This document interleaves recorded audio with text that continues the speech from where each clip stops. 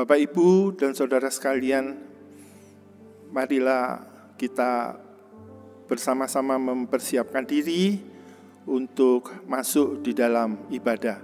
Kita menyerahkan dan mengarahkan hati kita kepada Allah, dan dengan yakin bahwa pertolongan kita datangnya dari Allah pencipta langit dan bumi, dan tidak pernah meninggalkan hasil perbuatan tangannya. Turunlah kiranya atas kita kasih karunia dan damai sejahtera dari Bapa, Putra, dan Roh Kudus. Amin. Selamat pagi Bapak, Ibu, dan saudara sekalian.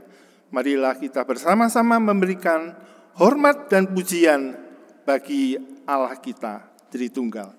Hormat bagi Allah.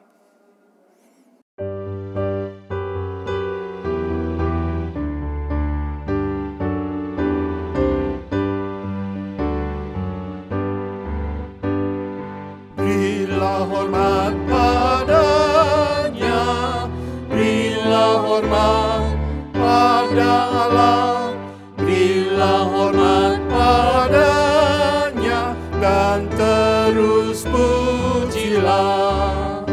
Puji Allah pemberi berkat, puji Allah segala bangsa, puji Allah yang tertinggi, puji Bapa, Putra, dan Roh. Berilah hormat padanya, berilah hormat padanya, mulia, mulia, mulia, mulia, berilah hormat padanya,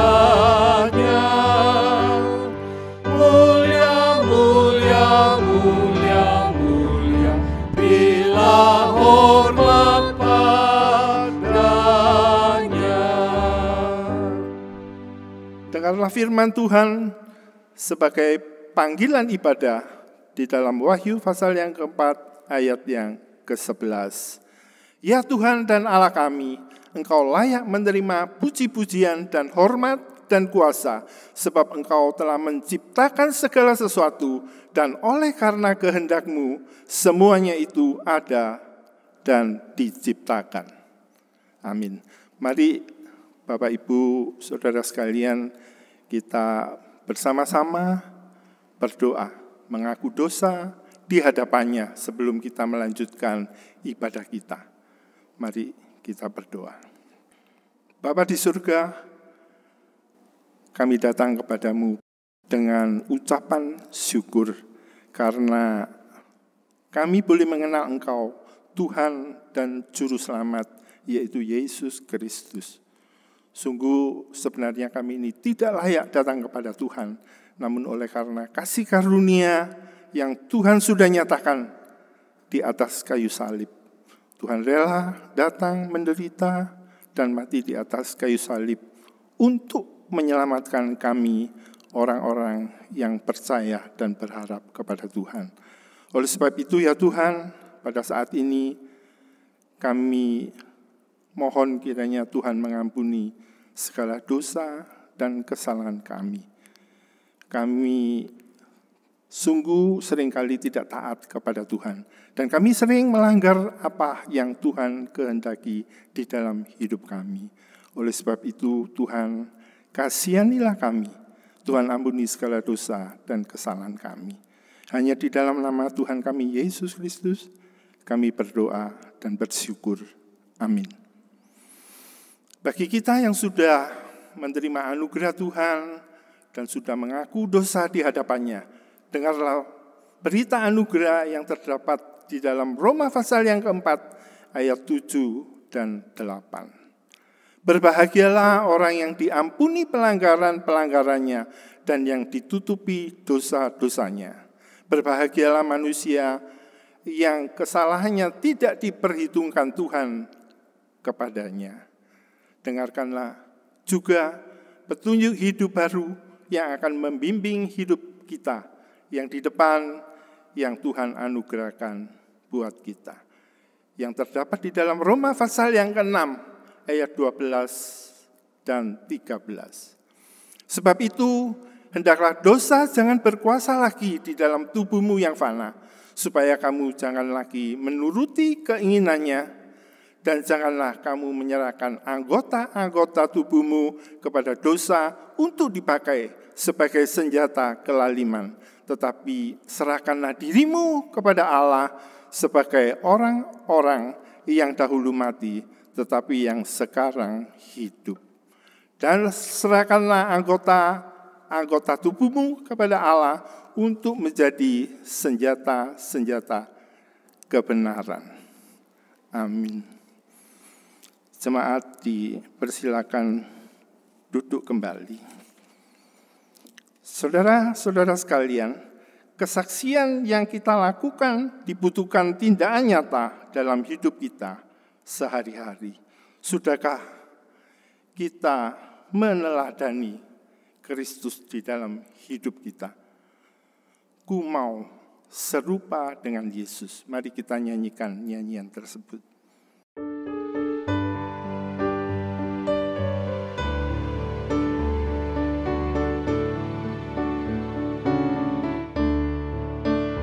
Ku mau serupamu, Yesus yang mulia. Inilah doa harapanku. Ku mau lepaskan ikatan dunia untuk dapatkan Yesus Kristus. Yesus, ku rindu serupa di Kau. Yesus yang mulia, serupa di Kau. Serupa manismu, serupa setiamu. Inilah doa harapanku. Ku mau serupamu yang lemah lembut, penuh dengan belas kasihan, selalu menolong yang tawar hati, serta mencari yang berdosa. Yesus, ku rindu serupa di Kau. Yesus yang mulia, serupa di Kau. Serupa manismu, serupa setiamu. Inilah doa harapanku.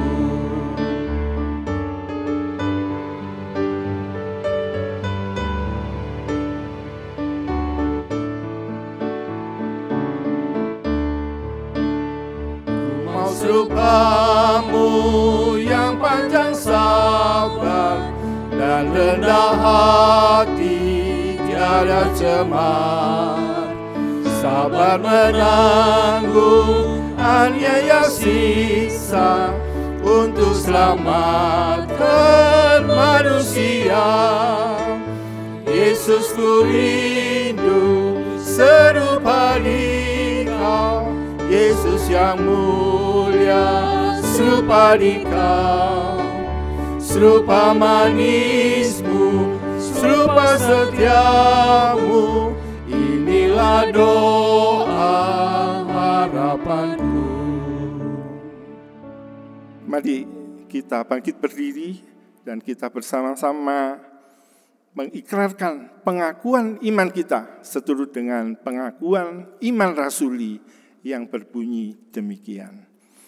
Aku percaya kepada Allah, Bapa yang Maha Kuasa, Khalik langit dan bumi, dan kepada Yesus Kristus, anaknya yang tunggal Tuhan kita, yang dikandung dari Roh Kudus, lahir dari darah Maria, yang menderita sengsara di bawah pemerintahan Pontius Pilatus, disalibkan, mati dan dikuburkan, turun ke dalam kerajaan maut. Pada hari yang ketiga, bangkit pula dari antara orang mati, naik ke surga, duduk di sebelah kanan Allah, Bapa yang Maha Kuasa. Dan dari sana ia akan datang untuk menghakimi orang yang hidup dan yang mati.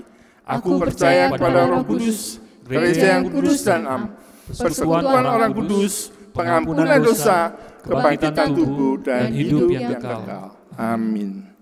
Mari kita bersama-sama berdoa untuk beberapa pokok doa. Yang pertama kita berdoa untuk pergumulan jemaat di masa pandemi, dan yang kedua kita berdoa untuk persiapan Natal umum dan Natal sekolah minggu. Yang terakhir kita berdoa untuk upaya pemerintah mengatasi pandemi COVID. Mari kita berdoa. Bapa di surga, kami bersyukur hari ini kembali kami boleh datang beribadah kepada Tuhan dengan keadaan yang sehat dan baik. Meskipun kami masih di dalam ibadah lewat online. Tuhan, kami berdoa untuk pergumulan jemaat di masa pandemi. Tuhan, memberkati pekerjaan jemaat-Mu dan kebutuhan sehari-hari mereka. Kami juga berdoa untuk anak-anak yang sekolah lewat online. Biarlah mereka boleh tetap tekun dan orang tua yang mendampingi diberi kesabaran agar mereka dapat mendampingi anak-anaknya belajar dengan baik. Kami juga berdoa untuk jemaat yang sakit di masa pemulihan kesehatannya. Kiranya Tuhan menolong mereka, Tuhan berikan kekuatan, Tuhan hibur mereka, bahkan mereka boleh tetap berharap kepada Tuhan. Obat-obatan yang diberikan dan perawatan yang ada, serta perhatian dari keluarga, mereka boleh cepat sembuh. Terima kasih ya Tuhan. Kami juga berdoa untuk persiapan Natal umum dan juga sekolah minggu.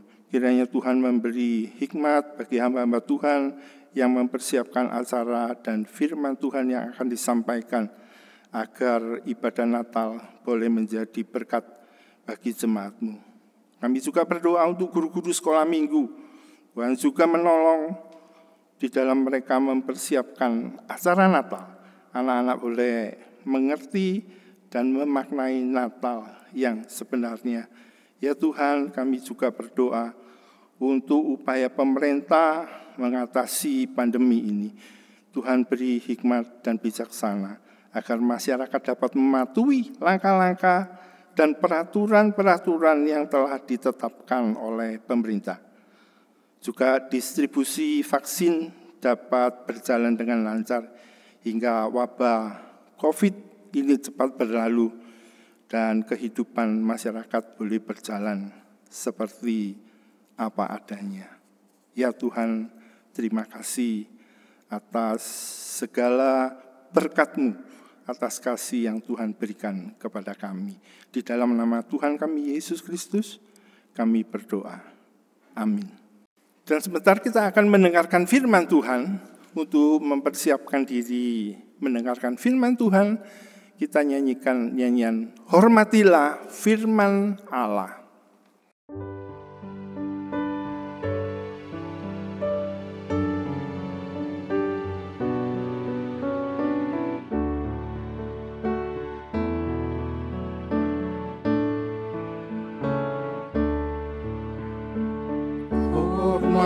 Hormatilah firman Allah, dengan senang turutilah,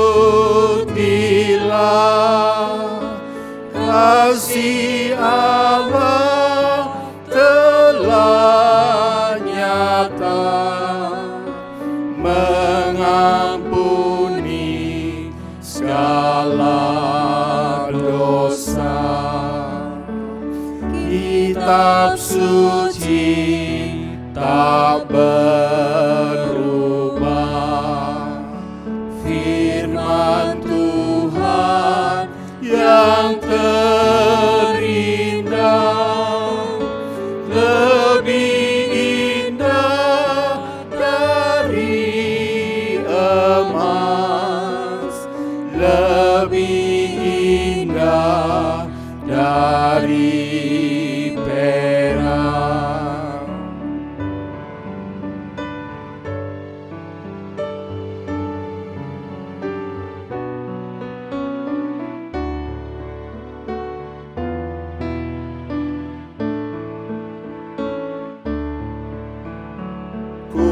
mau jadi murid Tuhan, dan Injilnya ku masyurkan.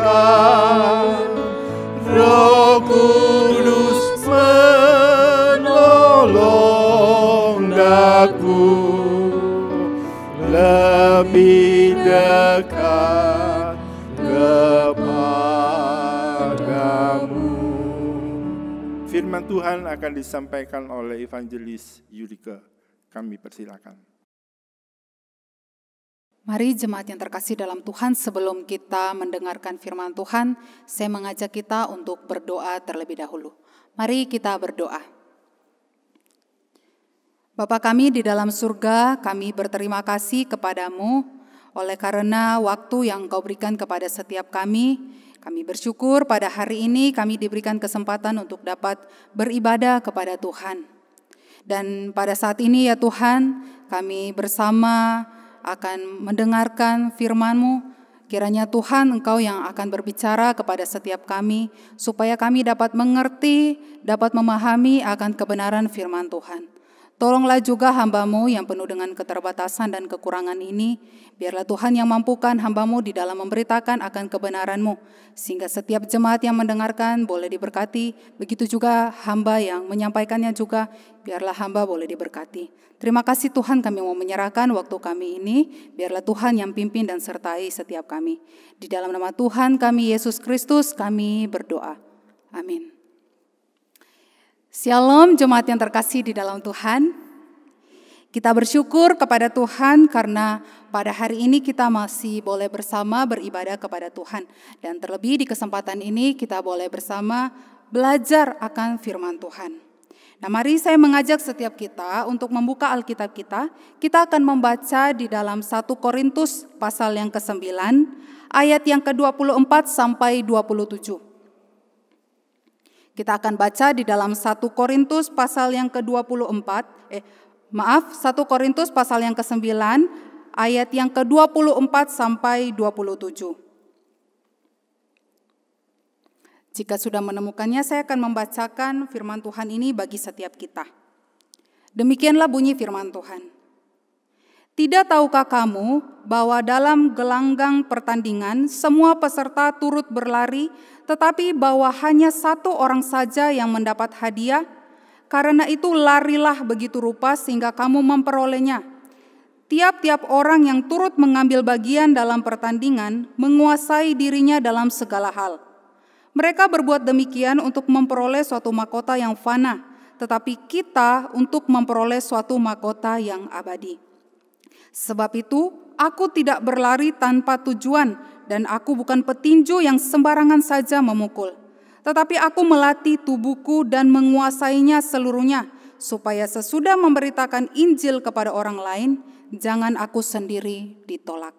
Demikian jauh pembacaan Alkitab kita, diberkatilah setiap kita yang membaca, merenungkan, terlebih lagi boleh melakukan firman Tuhan di dalam kehidupan kita setiap hari.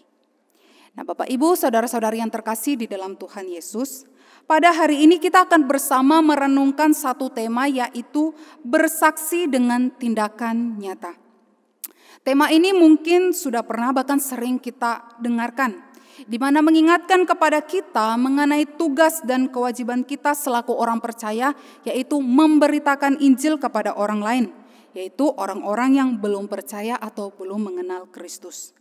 Nah, Bapak Ibu, tugas menjadi saksi Kristus ini ditujukan kepada semua orang yang percaya, karena memang itulah amanat yang Tuhan Yesus berikan. Kenapa? Karena setiap orang yang percaya atau setiap orang Kristen itu berarti adalah orang-orang yang sudah merasakan atau sudah mengalami akan kasih Kristus di dalam hidupnya. Makanya dia mau bersaksi. Nah, Bapak Ibu, kata saksi, bersaksi, ataupun kata kesaksian mungkin paling banyak kita dengarkan atau kita temukan di dalam pengadilan. Ketika seseorang dia mau mengungkapkan suatu kebenaran, maka dia membutuhkan saksi yang nyata dan jelas untuk mengungkapkan suatu fakta yang nyata. Karena kesaksian itu bukan sekadar omong kosong atau perkataan yang sia-sia belaka. Nah, demikianlah tugas saksi itu diberikan juga kepada kita, orang-orang yang mengakui telah mengalami pertolongan dan kasih Kristus di dalam hidupnya. Kita diperintahkan untuk menyaksikan apa yang kita alami kepada orang lain, terlebih soal keselamatan yang Tuhan Yesus berikan kepada kita secara cuma-cuma.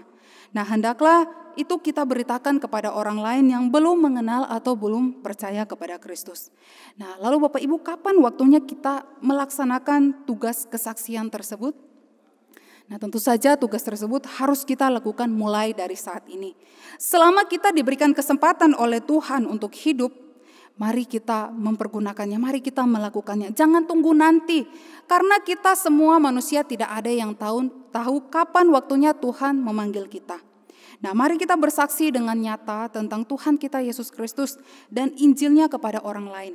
Sehingga mereka boleh melihat, mereka juga boleh merasakan akan kasih dan keselamatan yang Tuhan Yesus berikan.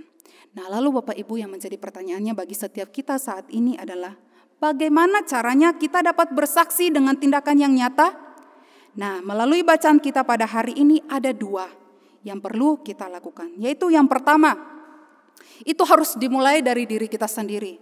Mari kita mendisiplinkan diri kita, atau dengan kata lain, penguasaan diri. Mari kita perhatikan di ayatnya yang ke-24 sampai ayat yang ke-25 bagian A. Nah, Bapak Ibu, mengapa perlu disiplin diri atau penguasaan diri? Karena bagaimana kita dapat menjadi saksi bagi orang lain sedangkan diri kita sendiri masih terjebak atau masih sering jatuh di dalam dosa. Nah, untuk itulah mengapa penguasaan diri itu penting, yaitu supaya setiap kita dapat menjaga atau mengawasi diri kita sendiri agar kita benar-benar dapat menjadi berkat bagi orang lain, bukannya menjadi batu sandungan bagi mereka. Nah, Bapak Ibu, pengertian penguasaan diri itu berarti kemampuan diri dalam mengontrol, mengekang, menahan, bahkan menjaga diri agar tetap stabil di dalam batasan yang wajar. Nah, kalau kita orang Kristen itu berarti kita harus berada dalam batasan yang sesuai dengan kehendak Allah. Jadi bukan standarnya kita atau batasannya kita, tetapi batasan atau standarnya Allah. Nah, lalu bagaimana kita dapat mengetahui standarnya Allah? Yaitu melalui firman Tuhan. Nah, Bapak Ibu, saudara-saudari yang terkasih di dalam Tuhan Yesus, di dalam ayat firman Tuhan yang sudah kita baca tadi, dapat kita perhatikan khususnya di ayatnya yang ke-24, di sana Rasul Paulus menggunakan sebuah metafora pertandingan lari. Nah, Bapak Ibu, biasanya kalau di Korintus itu setiap 2 tahun atau setahun sekali itu mereka mengadakan satu pertandingan olahraga lari. Nah, tentu saja ada begitu banyak peserta yang ikut dalam pertandingan tersebut, dan pastinya mereka mengikuti pertandingan itu karena mereka ingin mendapatkan hadiah. Nah, untuk mendapatkan hadiah atau untuk menjadi juara dalam pertandingan itu, maka para peserta harus mempersiapkan diri mereka dengan sebaik-baiknya. Persiapan itu membutuhkan latihan dan disiplin yang ketat agar diri mereka benar-benar siap mengikuti pertandingan. Mereka harus melatih diri mereka dengan berolahraga secara rutin.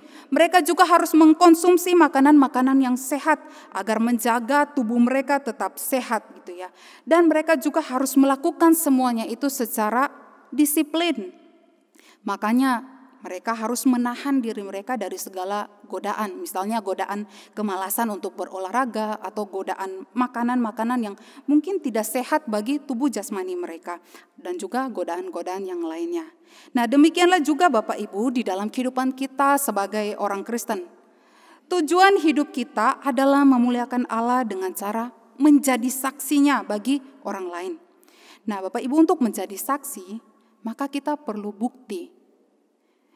Atau dengan kata lain, kita harus memiliki hasil yang nyata yang dapat dilihat oleh orang lain. Nah, lalu apa buktinya itu? Tentu saja buktinya adalah diri kita sendiri. Kita harus terlebih dahulu hidup benar. Kita harus hidup di dalam Tuhan. Sehingga dengan begitulah maka orang lain akan melihat dengan nyata bukti dari kesaksian kita. Selain itu Bapak Ibu, di dalam proses mendisiplinkan diri atau penguasaan diri itu juga diperlukan usaha yang keras. Di ayatnya yang ke-24 bagian B, Paulus berkata, "Karena itu larilah begitu rupa sehingga kamu memperolehnya." Nah, Bapak Ibu, kata larilah begitu rupa di sini berarti mengerahkan seluruh tenaga dengan semaksimal mungkin untuk berlari. Nah, begitu juga ketika kita mau menjadi saksi Tuhan bagi orang lain, maka dibutuhkan usaha yang keras di dalam diri kita. Nah, lalu apa usaha yang harus kita lakukan itu? Yang pertama, kita harus berusaha menjaga diri kita dari berbagai macam godaan dosa, Bapak Ibu. Jangan berpikir bahwa kita orang Kristen berarti kita terhindar dari godaan dan lain sebagainya. Tidak, kita orang Kristen juga mengalami godaan dosa.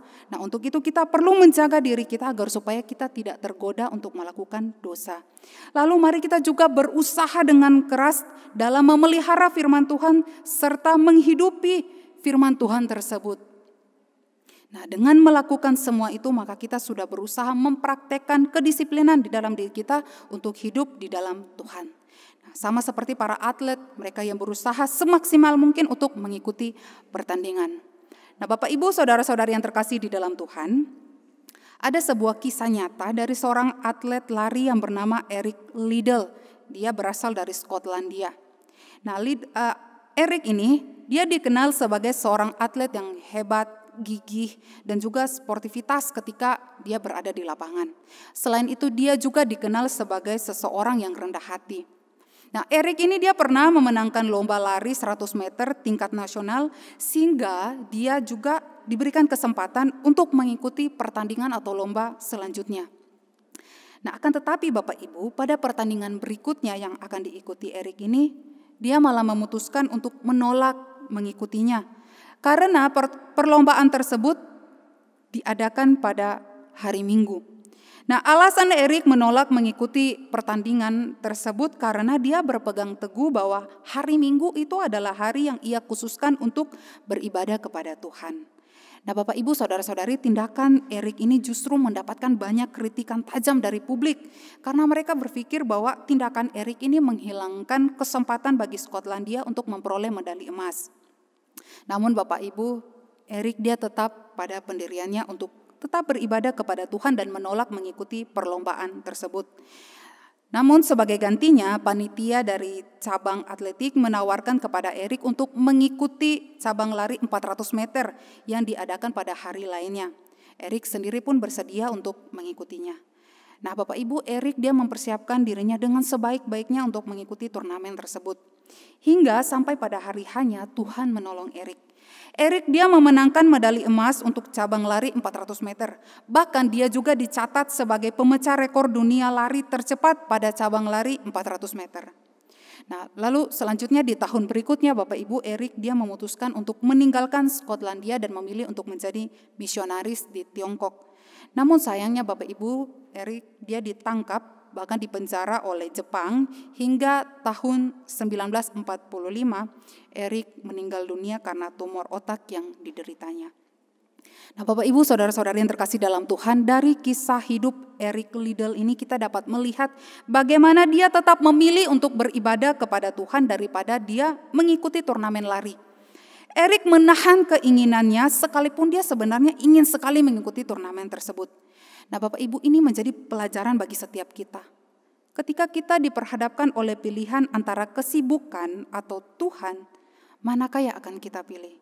Apakah kita mau tetap bekerja, memuaskan keinginan diri kita, atau sebaliknya, kita mengekang, menahan diri kita dan memilih untuk beribadah kepada Tuhan?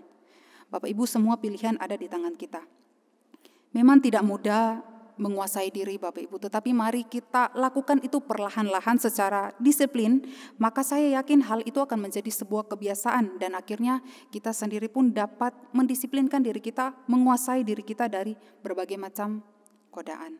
Nah, lalu Bapak Ibu, yang menjadi pertanyaannya lagi, apa yang harus kita lakukan dalam mendisiplinkan diri kita? Nah, yang pertama, mari kita belajar disiplin membaca dan merenungkan firman Tuhan. Lalu mari kita juga belajar disiplin melakukan firman Tuhan itu setiap hari. Lalu mari kita juga mendisiplinkan diri kita untuk melatih menahan berbagai macam nafsu dan godaan dosa. Nah, Bapak Ibu, dengan melakukan hal-hal tersebut, maka kita sudah menjadi saksi Kristus yang hidup dan yang nyata yang dapat dilihat oleh orang lain. Nah, Bapak Ibu, saudara-saudari yang terkasih dalam Tuhan, hal kedua untuk menjadi saksi yang nyata, yaitu kita harus punya tujuan. Mari kita perhatikan di ayatnya yang ke-25b sampai 27. Nah Bapak Ibu, kalau di poin yang pertama tadi, untuk menjadi saksi Kristus yang nyata itu harus dimulai dari kehidupan pribadi kita. Maka di poin yang kedua ini kita harus melakukan tindakan nyata itu kepada orang lain. Seperti yang sudah saya katakan di awal tadi, bahwa setiap kita orang Kristen dipanggil untuk menjadi saksi Kristus. Nah ini menunjukkan bahwa ada tujuan yang harus kita lakukan di dalam hidup ini. Nah, Bapak Ibu masih seputar metafora yang digunakan oleh Rasul Paulus tadi, yaitu tentang pertandingan lari. Di ayat yang ke-25 Rasul Paulus mengungkapkan bahwa tujuan para peserta berlari adalah untuk mendapatkan hadiah. Tentu saja dalam setiap pertandingan pasti tujuan utama para peserta untuk ikut lomba tersebut adalah agar supaya mereka menjadi juara atau mendapatkan hadiah. Namun Bapak Ibu, penjelasan Rasul Paulus tidak sampai di situ saja.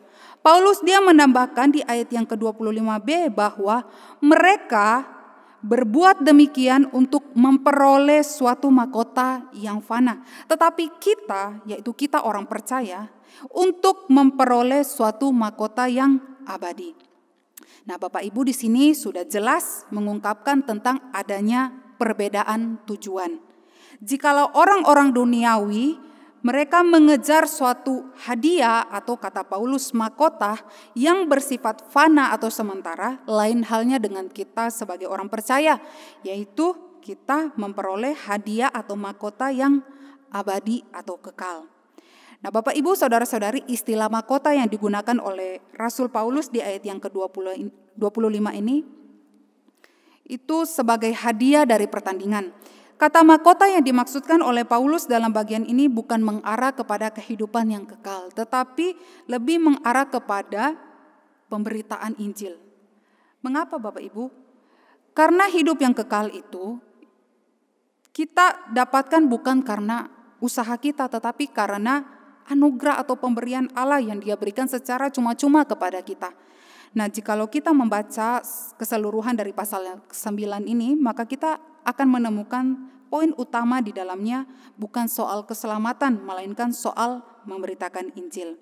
Lalu Bapak Ibu di ayat yang ke-26 di sana mengatakan, sebab itu aku tidak berlari tanpa tujuan dan aku bukan petinju yang sembarangan saja memukul. Nah Bapak Ibu, kalau kita perhatikan sebenarnya Rasul Paulus di sini suka sekali dia menggunakan gambaran olahraga di dalam surat-suratnya gitu ya. Bahkan kalau kita mau baca di dalam suratnya yang lain, kita akan menemukan beberapa contoh yang digunakan oleh Paulus. Contohnya yaitu tentang olahraga. Nah, dia menggunakan contoh itu untuk mempermudah di dalam dia menjelaskan maksud firman yang dia sampaikan.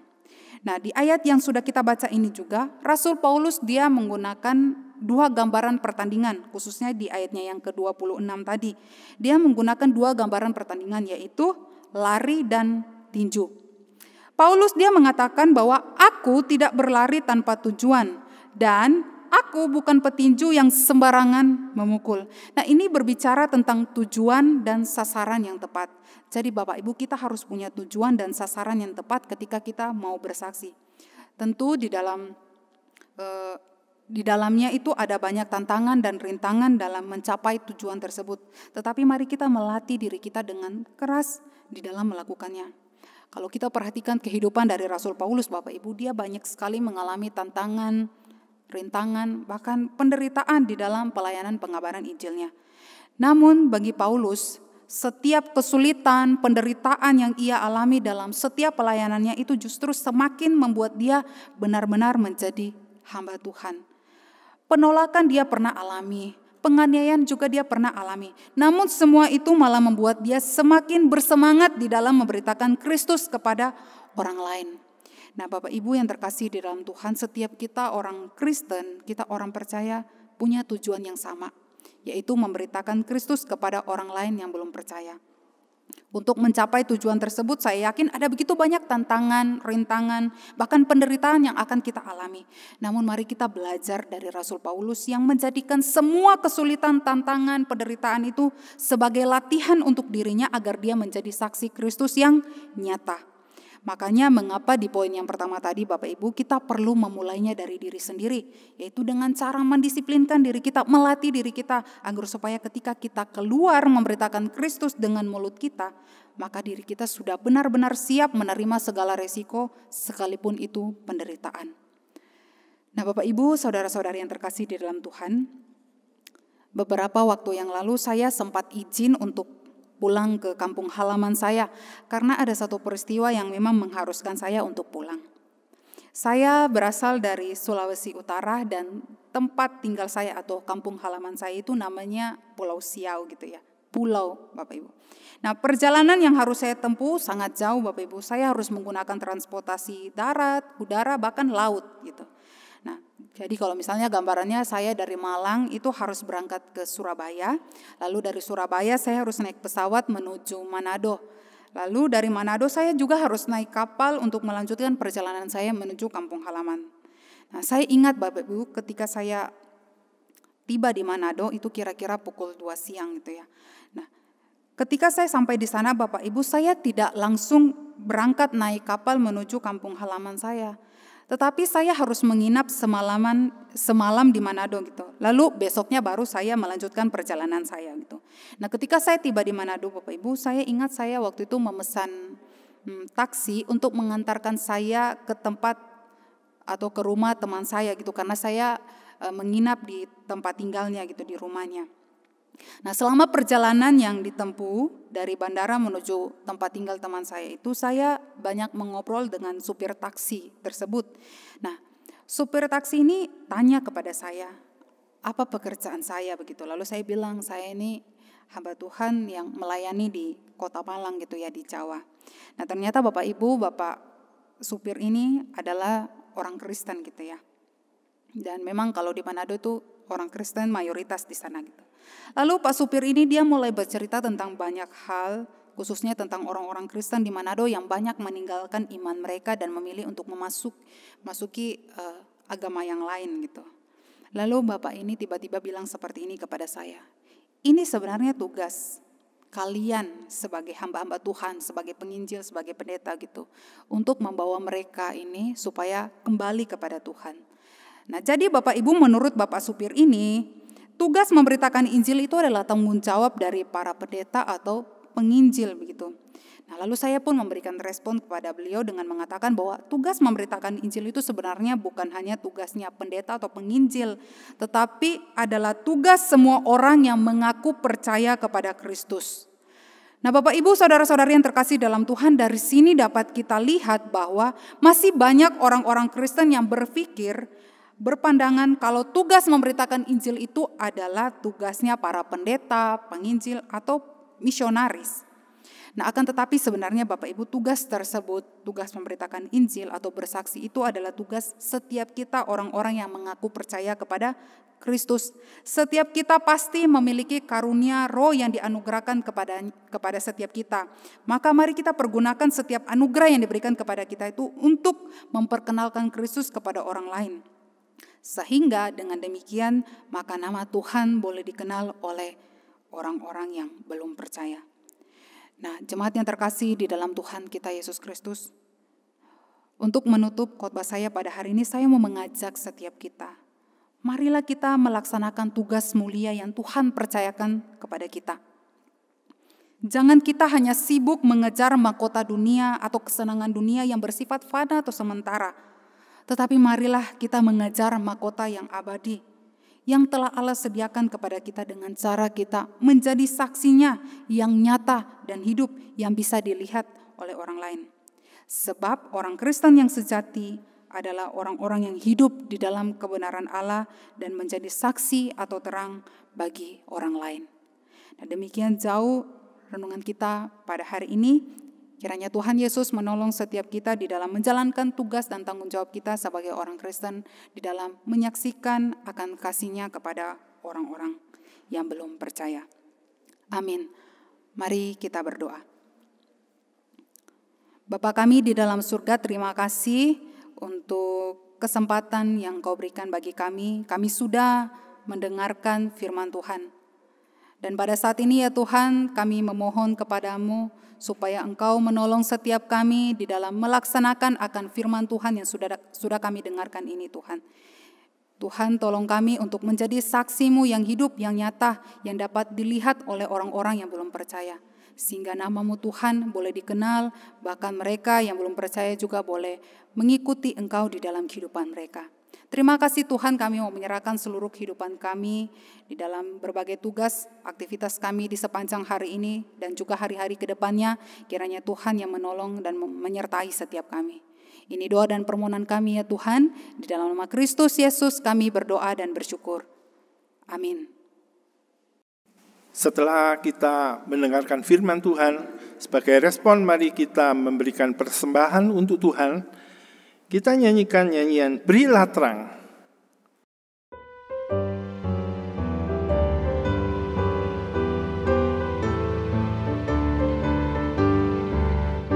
Ada suara yang memanggil dari jauh, berilah terang, berilah terang.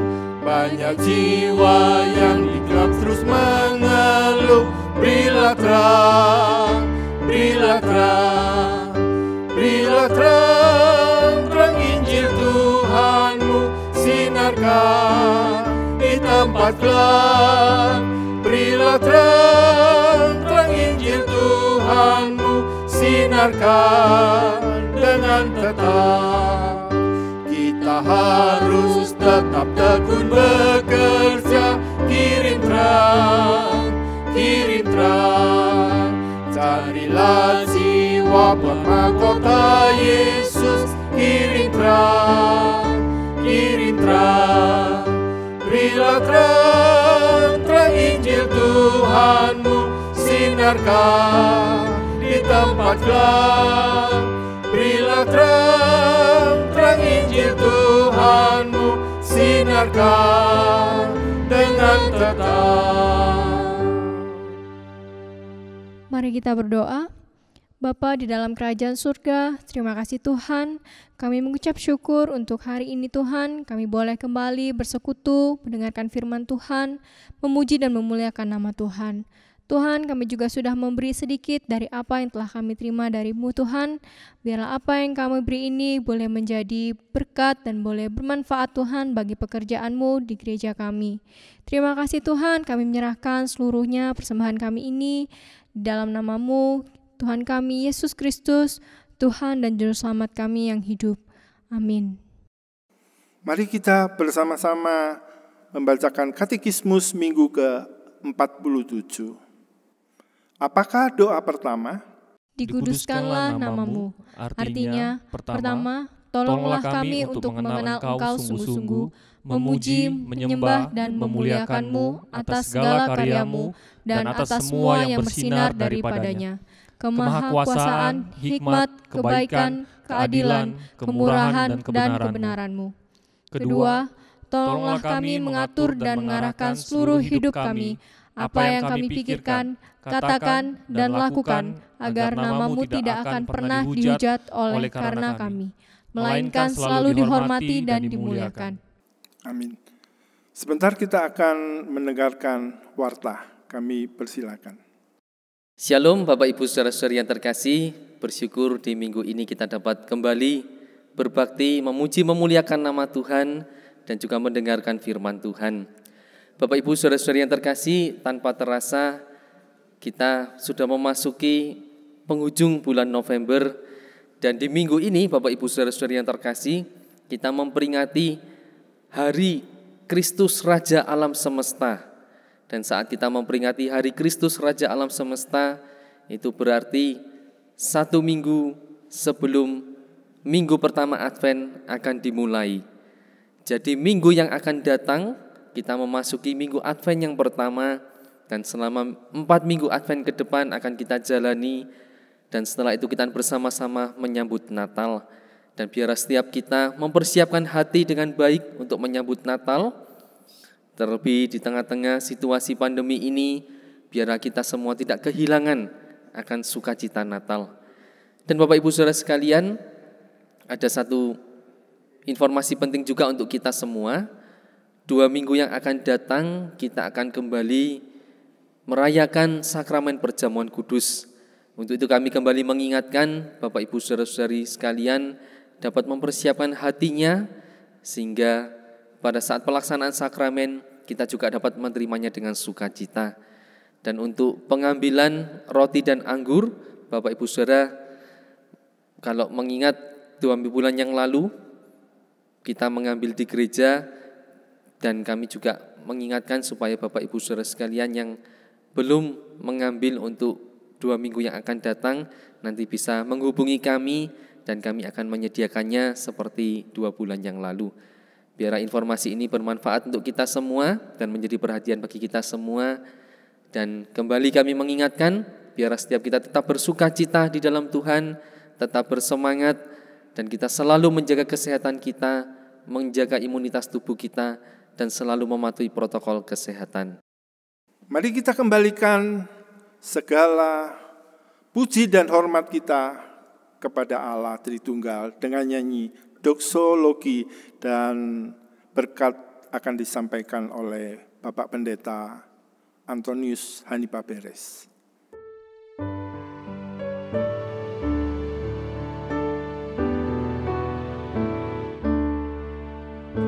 Puji Allah Bapa Putra, puji Allah Roh Kudus, ketiganya yang esa. Mohon selamat sumber berkat.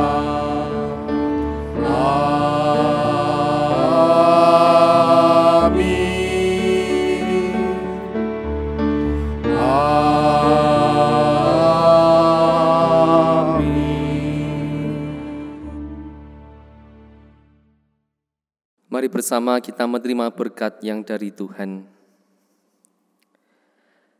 Kasih sayang dari Allah Bapa kita yang di surga, kasih karunia dari Tuhan kita Yesus Kristus, persekutuan, penghiburan, pertolongan dari Allah Roh Kudus, senantiasa menaungi dan menyertai kehidupan kita sekalian, mulai dari saat ini sampai selama-lamanya. Amin.